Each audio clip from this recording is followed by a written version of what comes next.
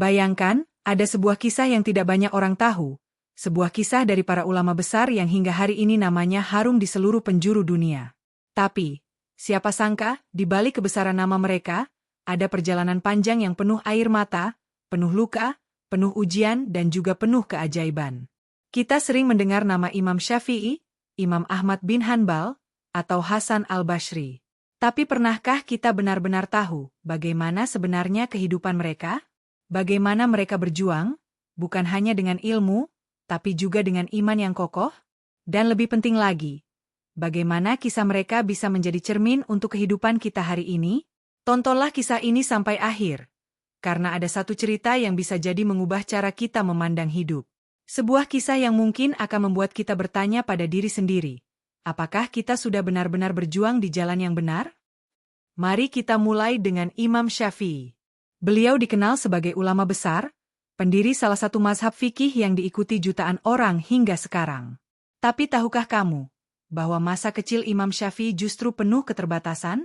Beliau lahir dalam keadaan yatim. Ayahnya meninggal saat beliau masih bayi. Ibunya seorang wanita yang sederhana, tapi sangat teguh dalam menjaga agama. Ketika Imam Syafi'i kecil mulai tumbuh, sang ibu membawanya pindah dari Gaza ke Mekah. Kenapa? Karena beliau ingin anaknya bisa dekat dengan ilmu, bisa belajar Al-Quran, bisa tumbuh di lingkungan yang baik. Dan di sanalah kisah luar biasa itu dimulai. Diceritakan bahwa Imam Syafi'i kecil tidak punya uang untuk membeli alat tulis. Saat teman-temannya belajar dengan papan tulis atau kulit, beliau hanya bisa menulis di tulang-tulang hewan sisa sembelihan. Bayangkan, anak kecil yang miskin, tapi semangatnya untuk menuntut ilmu tak pernah padam. Setiap kali ia mendengar ada guru mengajar, ia akan mendekat, mendengarkan, lalu mencatat dengan apa yang ia punya. Dan yang lebih menakjubkan, Allah memberinya daya hafal yang luar biasa. Imam Syafi'i dikenal bisa menghafal satu halaman kitab hanya dengan sekali baca. Bahkan ketika belajar Al-Quran, beliau bisa hafal 30 juz sebelum usia baligh. Tapi, kisahnya tidak berhenti di situ. Ada satu ujian berat yang dialaminya. Suatu hari, saat masih muda, Imam Syafi'i ingin belajar kepada seorang guru besar di Mekah. Tapi karena beliau miskin, beliau tidak mampu membayar biaya untuk ikut majelis. Lalu apa yang dilakukan? Beliau memilih untuk membantu gurunya dengan pekerjaan sederhana, membersihkan tempat belajar, menata sandal, melayani para murid. Semua dilakukan dengan ikhlas. Dan sebagai gantinya, beliau diizinkan duduk di pojok, mendengarkan pelajaran. Dan dari situlah ilmunya terus berkembang. Dari pojok yang sepi, dari tulang yang retak, lahirlah seorang ulama besar yang kelak namanya harum di seluruh dunia. Tapi ada sesuatu yang lebih dalam di balik kisah ini, sesuatu yang jarang kita sadari. Imam Syafi'i pernah berkata, barang siapa yang ingin Allah membukakan hatinya, maka hendaklah ia menyendiri, meninggalkan yang sia-sia, dan tekun beribadah. Jika ia melakukan itu, maka Allah akan bukakan hatinya dengan ilmu. Kalimat itu bukan sekadar nasihat. Itu adalah pengalaman hidupnya sendiri. Karena beliau tahu betul bagaimana rasanya miskin, bagaimana rasanya terpinggirkan, tapi tetap bersyukur. Dan dari situlah Allah bukakan pintu-pintu ilmu yang luar biasa. Bayangkan, kalau saat itu Imam Syafi'i menyerah. Kalau ia berkata, saya miskin, saya tidak punya apa-apa, saya tidak bisa belajar. Mungkin hari ini kita tidak akan mengenal mazhab Syafi'i yang diikuti oleh mayoritas kaum muslimin di Indonesia. Tapi tunggu dulu, ini baru permulaan. Karena perjalanan Imam Syafi'i tidak berhenti di masa kecil. Ketika beliau dewasa, ujian yang lebih berat menantinya. Ujian bukan hanya dari kemiskinan, tapi dari kekuasaan, dari fitnah, dari pengkhianatan orang-orang yang iri dengan ilmunya. Apa yang terjadi pada beliau ketika harus menghadapi penguasa yang tidak adil? Bagaimana beliau tetap teguh mempertahankan kebenaran meskipun nyawanya terancam? Kita akan masuk lebih dalam di chapter berikutnya. Setelah kita melihat bagaimana Imam Syafi'i tumbuh dari keterbatasan, mari kita beralih ke sosok lain yang tak kalah menggetarkan, Imam Ahmad bin Hanbal. Namanya dikenal sebagai ulama yang sangat tegas dalam memegang prinsip, pendiri mazhab Hanbali yang hingga kini tetap diikuti jutaan orang. Tapi, di balik kebesaran itu, ada kisah kesabaran yang hampir tak bisa dibayangkan oleh manusia biasa. Imam Ahmad hidup di masa ketika para penguasa dipengaruhi oleh paham sesat bernama Mu'tazilah. Mereka berpendapat bahwa Al-Quran bukanlah kalam Allah, melainkan ciptaan. Paham ini ingin dipaksakan kepada semua orang. Siapapun yang menolak akan ditangkap, dipenjara, bahkan disiksa. Dan disinilah ujian besar itu datang. Imam Ahmad dengan tegas menolak paham tersebut. Beliau berkata, Al-Quran adalah kalam Allah, bukan makhluk. Kalimat sederhana, tapi justru karena itu beliau harus menghadapi ujian yang sangat berat. Beliau ditangkap, diikat, dan dipukuli di hadapan halayak ramai. Bayangkan seorang ulama besar, yang sudah dikenal ilmunya, diperlakukan seperti seorang penjahat. Tubuhnya dihantam cambuk berkali-kali. Darah mengucur, kulitnya robek, tulangnya nyaris patah. Para muridnya yang menyaksikan hanya bisa menangis, tapi tak berdaya. Tapi yang menakjubkan, Imam Ahmad tidak bergeming. Setiap kali dipaksa untuk berkata bahwa Al-Quran adalah makhluk, beliau menjawab dengan suara lirih namun tegas, Al-Quran adalah kalam Allah. Penderitaan itu bukan hanya sehari atau 2 hari. Imam Ahmad dipenjara selama bertahun-tahun. Kadang tubuhnya terlalu lemah untuk berdiri, tapi lidahnya tetap kuat mengucapkan kebenaran. Bahkan ketika diberi tawaran untuk bebas asalkan ia diam saja tanpa menolak atau membenarkan, beliau tetap berkata, diam dalam kebatilan sama saja dengan menyetujuinya. Subhanallah, kesabaran yang begitu luar biasa. Dan inilah pelajaran yang jarang kita sadari. Kadang mempertahankan kebenaran itu bukan soal menang dalam perdebatan, tapi bertahan dalam ujian. Bahkan ketika tubuh remuk, ketika nyawa nyaris hilang, Imam Ahmad tetap berdiri di atas prinsipnya. Ada satu kisah yang sering membuat hati bergetar. Saat beliau sedang disiksa, ada seorang algojo yang mendekat dan berkata dengan nada mengejek, "Wahai Ahmad, apakah kamu tidak kasihan pada dirimu? Apakah kamu tidak ingin bebas dari penderitaan ini?" Imam Ahmad menjawab dengan senyum tipis, "Jika aku diam dari kebenaran, bagaimana mungkin aku bisa selamat di hadapan Allah pada hari kiamat?" Jawaban itu menghentak. Karena jelas sekali, bagi Imam Ahmad, penderitaan di dunia tidak ada artinya dibanding murka Allah di akhirat. Setelah bertahun-tahun, akhirnya Imam Ahmad dibebaskan. Tubuhnya lemah, rambutnya memutih sebelum waktunya. Tapi justru dari situlah wibawanya semakin besar. Orang-orang berbondong-bondong belajar darinya, dan banyak yang bertaubat dari kesesatan. Dan lihatlah, berapa banyak generasi setelahnya yang mengambil manfaat dari kesabarannya. Jika saat itu beliau menyerah, mungkin akidah umat Islam akan rusak karena paham sesat yang dipaksakan penguasa. Tapi karena keteguhan seorang ulama, Allah jaga kemurnian agama ini. Dari Imam Syafi'i kita belajar tentang semangat menuntut ilmu meski miskin. Dari Imam Ahmad kita belajar tentang kesabaran memegang kebenaran meski disiksa. Dua sosok yang berbeda, tapi sama-sama menunjukkan kekuatan iman yang tak tergoyahkan. Namun, perjalanan kita belum selesai. Karena ada satu sosok lain, yang kisahnya penuh dengan hikmah dan refleksi mendalam. Seorang ulama besar yang hidup dengan kezuhudan luar biasa. Namanya Hasan al-Bashri. Hasan al-Bashri bukan hanya seorang ulama, tapi juga seorang teladan akhlak. Beliau hidup di masa tabi'in, generasi setelah para sahabat.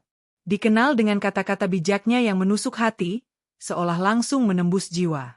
Tapi, siapa sangka, kehidupannya pun penuh dengan kisah-kisah yang membuat kita terdiam lama.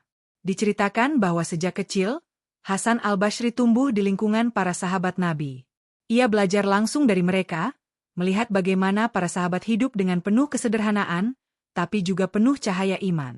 Dari situlah ia tumbuh menjadi sosok yang sangat berwibawa, meski hidupnya seringkali sulit. Namun, ada satu momen dalam hidupnya yang mengubah segalanya. Sebuah peristiwa yang membuatnya semakin sadar tentang betapa singkatnya dunia ini. Apa yang terjadi pada Hasan al-Bashri? Dan pelajaran apa yang bisa kita ambil dari hidupnya? Semua itu akan kita ungkap di chapter berikutnya. Di balik nama besar Hasan al-Bashri, ada perjalanan hidup yang penuh warna. Beliau dikenal bukan hanya karena ilmunya, tapi juga karena ketajaman kata-kata yang mampu mengguncang hati orang yang mendengarnya. Kata-kata yang sederhana, tapi terasa seolah keluar dari hati yang sangat dekat dengan Allah. Sejak kecil, Hasan al-Bashri tumbuh di lingkungan para sahabat Nabi. Ibunya pernah menjadi pelayan Ummu Salamah, istri Rasulullah. Maka tidak heran jika Hasan al-Bashri tumbuh dalam suasana yang penuh keberkahan. Ia sering melihat bagaimana para sahabat beribadah, bagaimana mereka bersikap sederhana, dan bagaimana mereka menahan diri dari cinta dunia. Semua itu membekas dalam jiwanya sejak dini. Tapi kehidupan Hasan al-Bashri tidak selalu mudah. Ia pernah mengalami kesulitan ekonomi, pernah merasakan lapar, dan bahkan pernah berada dalam ketakutan karena kondisi politik yang tidak stabil. Namun, dari semua itu, lahirlah seorang ulama yang mampu memberikan nasihat menembus hati.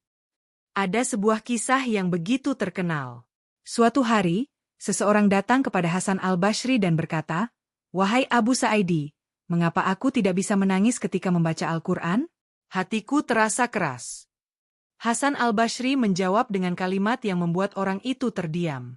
"Bagaimana mungkin engkau bisa menangis, sementara hatimu sudah mati karena terlalu mencintai dunia?" Jawaban itu singkat, tapi seperti kilatan petir. Membuat orang itu merenung, dan membuat banyak dari kita juga tersadar betapa sering hati kita kering, bukan karena Al-Quran kurang indah, tapi karena hati kita terlalu sibuk mengejar dunia. Hasan al-Bashri juga dikenal sebagai sosok yang sangat berani menegur para penguasa. Ia tidak takut meskipun berhadapan dengan khalifah. Pernah suatu ketika, seorang penguasa datang kepadanya dengan penuh kebanggaan, menunjukkan pakaian mahal dan istana megah. Hasan al-Bashri hanya tersenyum, lalu berkata, "Wahai Amir, jika engkau melihat kenikmatan dunia sebagai sesuatu yang besar, maka engkau belum melihat besarnya akhirat." Kalimat itu sederhana, tapi sangat menusuk. Bayangkan, seorang ulama yang hidup sederhana, berani menegur langsung seorang khalifah dengan kata-kata tajam namun penuh hikmah. Tidak ada rasa takut kepada manusia, karena rasa takutnya hanya kepada Allah. Tapi bukan hanya kata-katanya yang membuat orang terkesan. Kehidupannya sehari-hari juga penuh teladan. Hasan al-Bashri dikenal sering menangis di malam hari. Ia pernah berkata, orang mukmin itu, di pagi hari hatinya penuh dengan kesedihan, karena ia selalu memikirkan akhirat. Namun ia tetap tersenyum di hadapan manusia, agar tidak memberatkan mereka. Betapa dalam kata-kata itu. Seorang mukmin sejati bukanlah orang yang terus-menerus murung, tapi orang yang mampu menjaga hatinya tetap khusyuk kepada Allah, sekaligus menjaga wajahnya tetap ramah di hadapan sesama. Ada pula satu peristiwa yang jarang diketahui. Dikisahkan, suatu malam Hasan al-Bashri melihat seorang laki-laki tertidur pulas, padahal waktu subuh sudah hampir tiba. Ia pun berkata, "Inilah orang yang telah dikalahkan oleh syaitan." Ia lebih memilih tidur daripada berjumpa dengan Allah di waktu sahur. Kata-kata itu menusuk, karena ia tidak hanya berlaku bagi orang di zamannya, tapi juga bagi kita hari ini. Betapa sering kita lalai, betapa sering kita memilih kenyamanan dunia, padahal kesempatan bertemu dengan Allah di sepertiga malam terakhir adalah kesempatan yang begitu berharga. Dari kisah Hasan al-Bashri, kita belajar tentang dua hal, ketegasan terhadap dunia, dan kelembutan terhadap hati. Beliau mengajarkan bahwa dunia ini singkat, fana, penuh tipu daya. Tapi beliau juga mengajarkan bahwa seorang mukmin harus tetap lembut, tetap rendah hati, tetap peka terhadap orang lain. Dan yang paling penting, beliau selalu mengingatkan bahwa kematian itu dekat. Sangat dekat. Ia pernah berkata, "Engkau hanyalah kumpulan hari. Setiap kali satu hari berlalu, maka hilanglah sebagian dari dirimu." Kalimat ini begitu sederhana, tapi jika direnungkan sangat mengguncang. Setiap hari yang kita lalui, sejatinya adalah potongan umur yang tidak akan kembali. Dan suatu hari nanti, potongan itu akan habis, lalu kita pun kembali kepada Allah. Bayangkan, bagaimana jika kita hidup dengan kesadaran seperti itu? Mungkin kita akan lebih berhati-hati dalam setiap ucapan. Mungkin kita akan lebih serius dalam setiap ibadah. Dan mungkin kita akan lebih ringan dalam menghadapi kesulitan, karena tahu bahwa semua ini hanyalah sementara. Kisah Hasan al-Bashri bukan sekadar cerita masa lalu. Ia adalah cermin bagi kita hari ini. Sebuah peringatan agar tidak tertipu oleh gemerlap dunia. Sebuah ajakan agar hati kita selalu hidup dengan zikrullah. Namun, perjalanan kita masih panjang. Karena bukan hanya Hasan al-Bashri yang memberikan teladan. Ada banyak ulama besar lainnya, yang kisahnya penuh dengan pengorbanan, penuh dengan ujian, penuh dengan hikmah yang jarang kita dengar. Dan di bagian berikutnya, kita akan melihat bagaimana para ulama lain menghadapi ujian yang lebih berat. Ujian yang tidak hanya menguji ilmu, tapi juga menguji iman, keberanian, bahkan nyawa mereka. Apa yang sebenarnya terjadi? Bagaimana mereka mampu bertahan? Semua itu akan kita ungkap di chapter berikutnya. Setelah kita menyelami kisah penuh hikmah dari Hasan al-Basri, kini mari kita melangkah lebih jauh. Perjalanan para ulama besar tidak pernah lepas dari ujian. Bahkan, semakin tinggi kedudukan ilmu mereka, semakin berat pula ujian yang Allah timpakan. Seakan-akan dunia menjadi medan tempaan bagi mereka, agar iman dan keikhlasan benar-benar teruji. Ada satu ungkapan yang terkenal, jika engkau ingin melihat kemuliaan seorang ulama, jangan lihat berapa banyak muridnya, tapi lihatlah seberapa sabar ia menghadapi ujian. Dan benar, sejarah mencatat betapa para ulama agung menghadapi cobaan yang nyaris menghancurkan mereka, tapi justru membuat mereka semakin mulia. Salah satu kisah yang menyayat hati adalah tentang Imam Malik bin Anas, pendiri mazhab Maliki. Beliau dikenal sangat lembut, santun, dan penuh kasih sayang kepada murid-muridnya. Namun siapa sangka, beliau juga mengalami ujian yang sangat berat dari penguasa. Suatu ketika, karena fatwanya yang berbeda dengan kepentingan politik khalifah, Imam Malik ditangkap dan dicambuk di hadapan umum. Bayangkan, seorang ulama besar yang dihormati, tubuhnya dihantam berkali-kali hingga pundaknya terkilir. Tapi yang luar biasa, beliau tetap tidak menarik ucapannya. Fatwa tetap fatwa, kebenaran tetap kebenaran. Tidak ada ketakutan kepada manusia, karena seluruh rasa takutnya hanya kepada Allah. Kisah lain datang dari Imam Abu Hanifah, seorang ulama besar yang dikenal dengan kecerdasan dan logikanya. Beliau juga diuji dengan fitnah dan tekanan dari penguasa. Bahkan, karena menolak jabatan hakim yang ditawarkan khalifah, sebab beliau takut tidak bisa menegakkan keadilan, Imam Abu Hanifah justru dipenjara. Dalam penjara, beliau mengalami siksaan, hingga akhirnya wafat di sana. Bayangkan seorang ulama besar, yang seharusnya mendapat penghormatan, justru meninggal dalam keadaan dipenjara karena keteguhannya menolak ketidakadilan. Tapi lihatlah buah dari kesabarannya. Ilmunya tetap hidup, mazhabnya diikuti hingga hari ini, dan namanya harum sepanjang zaman. Lalu ada juga kisah Imam Bukhari, seorang ulama hadits yang jasanya luar biasa besar. Beliau menghabiskan hidupnya untuk mengumpulkan, menyeleksi, dan menuliskan hadits-hadits Nabi yang syahih. Tapi tahukah kamu bahwa hidupnya di akhir hayat penuh dengan kesedihan? Imam Bukhari difitnah, dicaci, bahkan diusir dari kotanya sendiri. Orang-orang yang iri padanya menyebarkan kebohongan, membuat masyarakat menjauh darinya. Beliau menghabiskan hari-hari terakhirnya dalam kesendirian. Namun meskipun ditinggalkan manusia, beliau tetap dekat dengan Allah. Dan justru dari kesendirian itulah, lahir karya agung, Sahih Bukhari, kitab hadits paling terpercaya sepanjang sejarah Islam. Kisah-kisah ini membuat kita sadar, jalan para ulama tidak pernah mulus.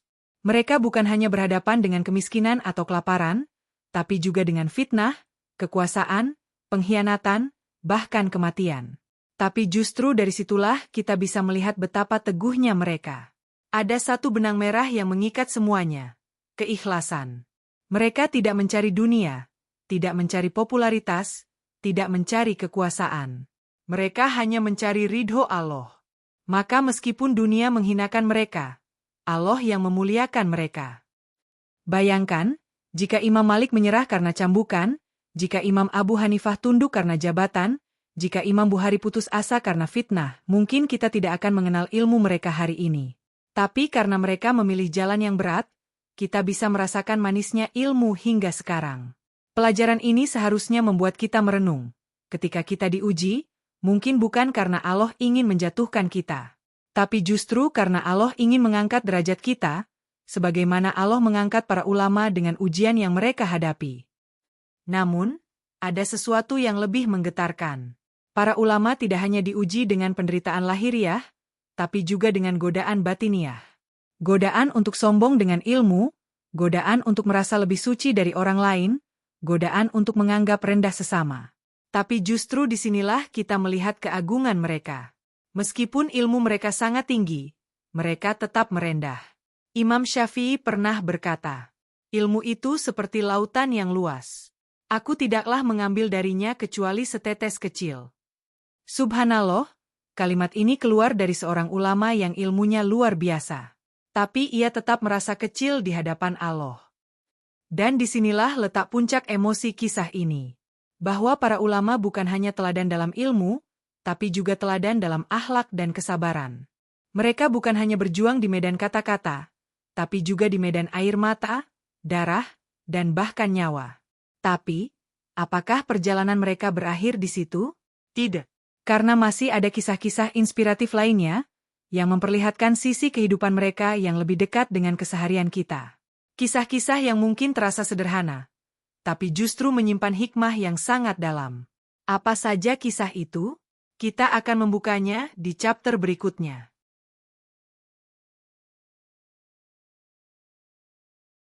Setelah melihat bagaimana para ulama besar diuji dengan cambukan, penjara, dan fitnah, kini mari kita masuk ke sisi lain dari kehidupan mereka.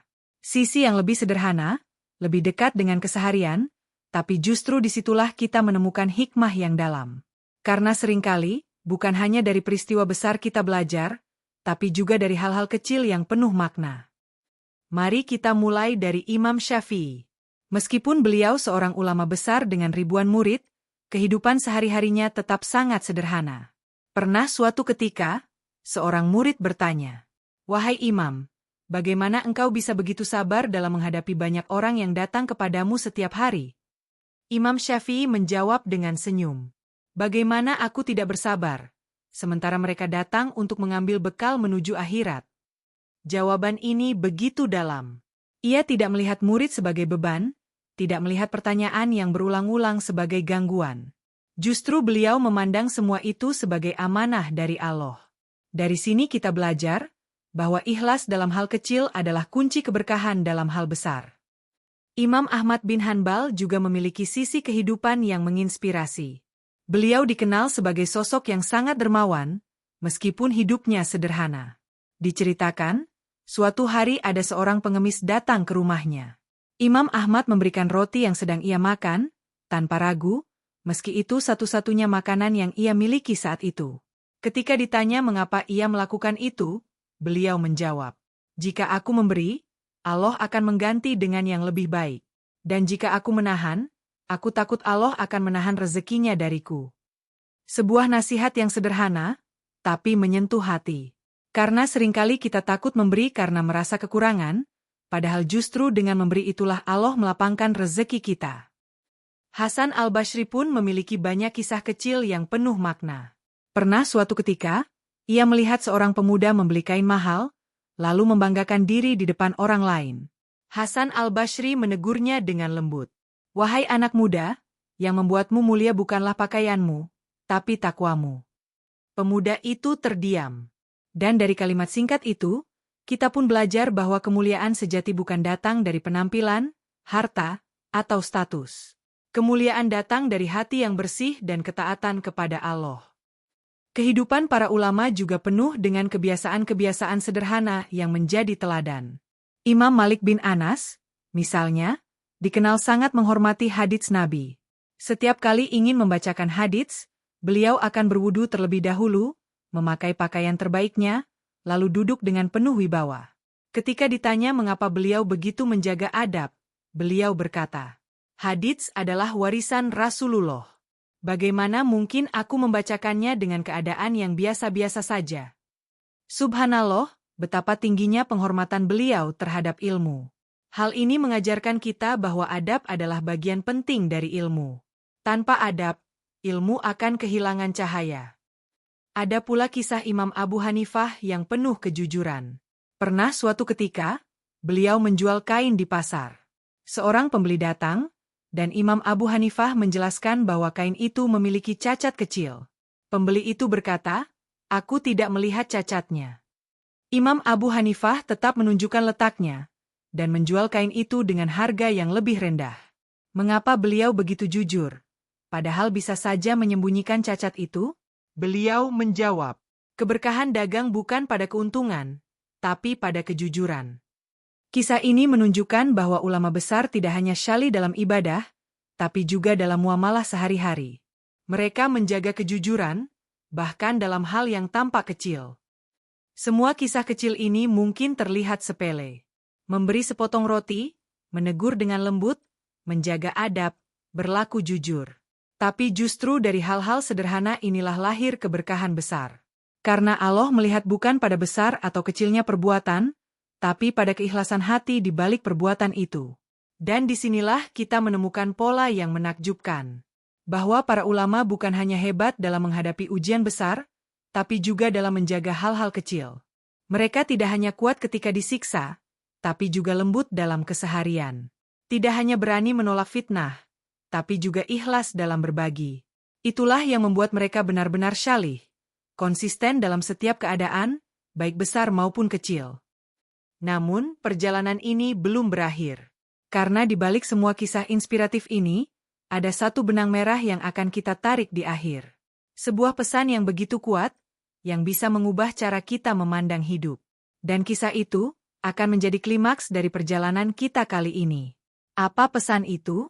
Apa hikmah besar yang bisa kita ambil dari seluruh perjalanan para ulama? Tunggu, karena jawabannya akan kita ungkap di chapter terakhir. Kita sudah berjalan jauh bersama dalam kisah ini.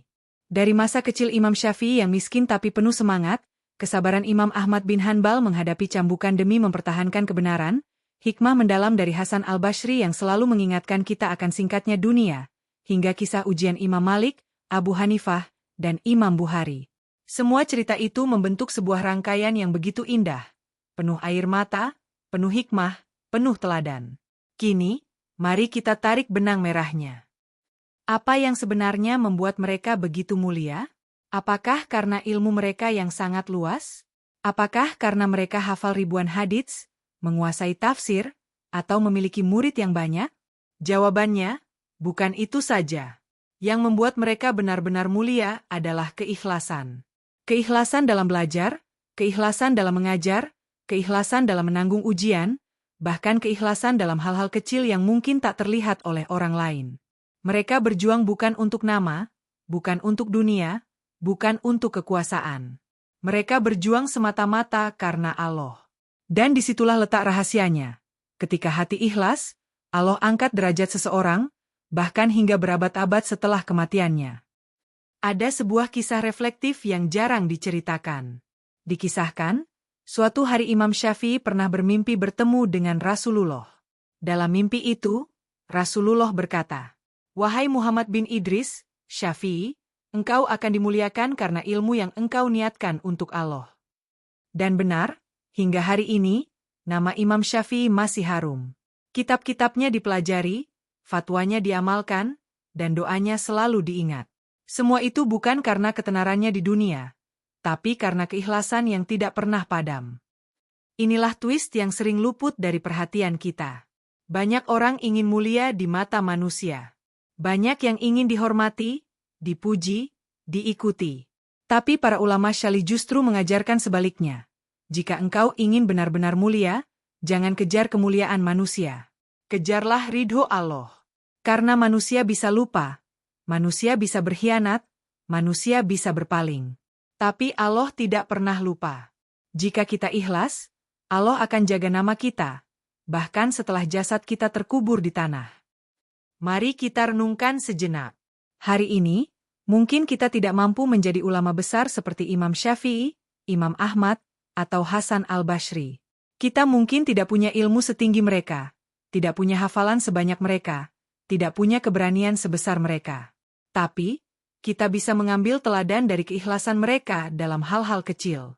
Kita bisa mencontoh kesabaran mereka dalam menghadapi cobaan hidup. Kita bisa meniru kelembutan mereka dalam memperlakukan orang lain. Karena pada akhirnya, yang Allah lihat bukan seberapa besar amal kita, tapi seberapa ikhlas kita dalam melakukannya. Dan inilah pesan penutup untuk kita semua. Hidup ini singkat. Setiap hari yang berlalu adalah potongan umur yang tidak akan kembali. Jika para ulama mengajarkan kita sesuatu, maka itu adalah pentingnya menjaga hati agar selalu dekat dengan Allah. Karena dengan itu, setiap langkah, setiap kata, setiap amal, bisa bernilai kekal di sisinya.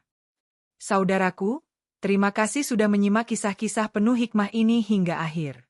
Sekarang, aku ingin bertanya kepadamu. Dari semua kisah para ulama yang kita dengar, kisah siapa yang paling menyentuh hatimu?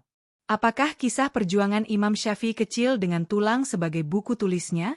Apakah kesabaran Imam Ahmad menghadapi cambukan demi kebenaran? Ataukah kata-kata tajam Hasan al-Bashri yang menusuk hati? Tuliskan jawabanmu di kolom komentar, karena aku ingin tahu kisah mana yang paling membuatmu merenung. Jangan lupa untuk like, share, dan subscribe agar semakin banyak orang yang bisa mengambil hikmah dari kisah-kisah ini. Insya Allah, di video berikutnya kita akan mengangkat lagi kisah-kisah inspiratif dari para tokoh Islam yang bisa membuat hati kita semakin dekat dengan Allah. Sampai jumpa di cerita selanjutnya. Semoga Allah menjadikan kita termasuk orang-orang yang ikhlas, sabar, dan istiqomah, sebagaimana teladan para ulama syalih yang telah kita dengar. Wassalamualaikum warahmatullahi wabarakatuh.